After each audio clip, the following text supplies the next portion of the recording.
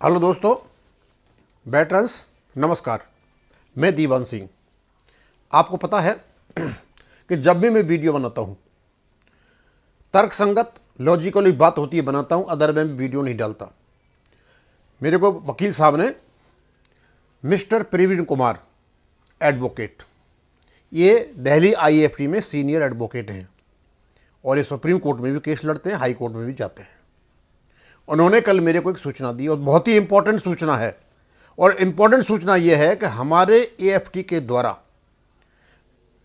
जो case disability के लोग जीते हुए उनको पेमेंट नहीं हो रहा और उनके अगेंस्ट में भारत सरकार कमांड हेडक्वार्टर के माध्यम से हाई कोर्ट्स में चली गई थी, वहाँ पेंडिंग पड़े हुए हैं। उसके लिए कोऑर्डिनेट ब्रांच का कोई डिसीजन है, अभी तक वो आया नहीं है। लेकिन इसी बीच में एक जजमेंट आया हुआ है और उस जजमेंट की मेरे को प्रवीण कुमार जी ने सूचना दी है कि भाई इस चीज़ को आप हमारे लोगों तक बताएं। हाई कोर्ट से यदि इस प्रकार की अच्छी खबर निकल करके आ रही है तो इसका मतलब यह है कि एएफटी में जितने भी डिसेबिलिटी के केस जीते हुए लोग हैं उनको पेमेंट मिलने की जल्दी संभावना बनती है।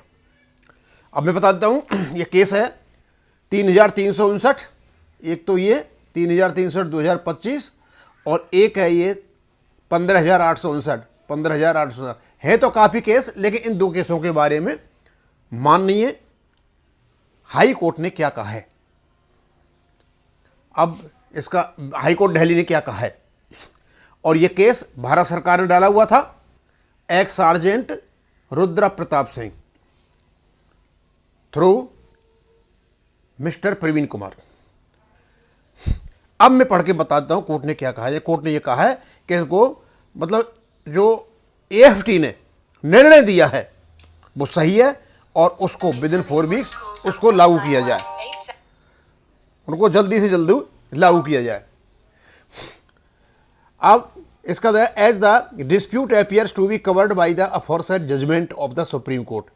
वो कहते हैं ये जो डिसेबिलिटी नहीं देने का जो मामला है, ऐसा लगता है कि सुप्रीम कोर्ट ऑलरेडी इस पर डिसीजन दे चुका है और उसी के अंतर्गत ये आता है। यानी सुप्रीम कोर्ट ने डिसेबिलिटी पेंशन का पेमेंट कराने के लिए कहा था। We are not inclined to grant any of stay operation of impugned judgment passed by the tribunal.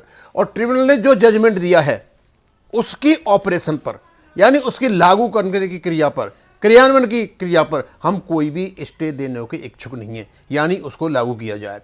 क्योंकि जब ये बहस चल रही थी तो उस समय भारत सरकार के वकील ने यह कहा था कि जो कोऑर्डिनेट ब्रांच है उनके यहाँ पर एक जजमेंट है, रिजर्व रखा हुआ है और इस जजमेंट को भी उसी के साथ रख लिया जाए। लेकिन हाई कोर्ट ने नहीं माना और हाई कोर्ट ने उसको भुगतान करने के आदेश दे दिए। Accordingly the petitioners are directed to comply with the impugned judgment passed by the tribunal. उन्होंने ये कह दिया, पिटिशनर यानी भारत सरकार को आदेश दिया कि पीरियड 4 वीक्स में आप उनको भुगतान करें from today subject to the outcome of these petitions. फिर कहते हैं subject to the petition making payment to the respondent in accordance with the impugned judgment passed by the tribunal within 4 weeks from today the application do. और यदि payment हो जाता है तो application dispose of हो जाएंगी और यदि पेमेंट नहीं होता है तो एप्लीकेशन वैसी की वैसी पड़ेगी। यानी पेमेंट तो होगा ही, जो कोर्ट ने आदेश दे दिया है। यानी मैं मान के चलता हूं कि आपके जो केस हाई कोर्ट्स में पड़े हुए हैं पेमेंट के लिए, जो एएफटी से जीते हुए केस हैं, उनके भुगतान होने की तारीख जल्दी ही आ रही है। Needless to say the compliance would be subject to the outcome of the writ petitions. और रिट पिटिशंस का जो सब्जेक्ट होगा, जो पड़ी हुई है सारी है, उनके उस पर निर्भर करेगा। The respondents are also direct to file affidavit with the court undertaking to repay the amount paid to them by the petitioner in case petitioner succeed in the these writ petition.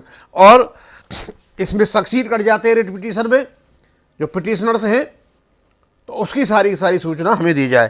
तो मैं इससे यही अंदाज लगा रहा हूँ, यही निष्कर्ष निकल करके आता है कि अभी तक बार लोग यही पूछते साहब जो हमारा जो पेमेंट पड़ा हुआ है वो भुगतान कब तक होगा। ये आज से मेरे ख्याल में 2 साल से पहले से लगभग 2 साल हो गए होंगे हाई कोर्ट में कुछ कमांड हेडक्वार्टर के माध्यम से इन जो जजमेंट थे एएफटी के, भारत सरकार ने चैलेंज करा दिया था।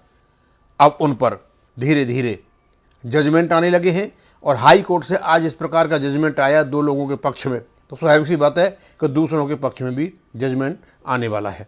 अब मैं इसको यहीं ख़त्म करूँगा। थैंक यू, धन्यवाद।